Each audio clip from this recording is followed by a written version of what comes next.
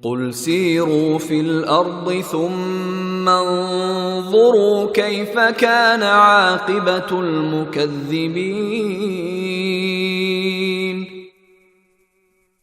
ان کافروں سے کہو کہ ذرا زمین میں چلو پھرو، پھر دیکھو کہ پیغمبروں کو جھٹلانے والوں کا کیسا انجام ہوا۔ قل لمن ما فی السماوات والارض قل للہ كتب على نفسه الرحمة ليجمعنكم إلى يوم القيامة لا ريب فيه الذين خسروا أنفسهم فهم لا يؤمنون۔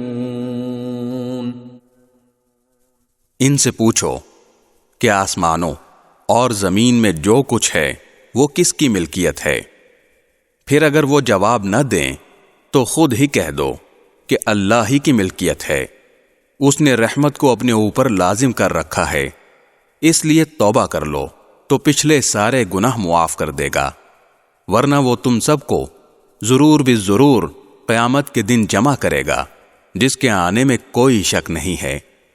لیکن جن لوگوں نے اپنی جانوں کے لیے گھاٹے کا سودا کر رکھا ہے وہ اس حقیقت پر ایمان نہیں لاتے۔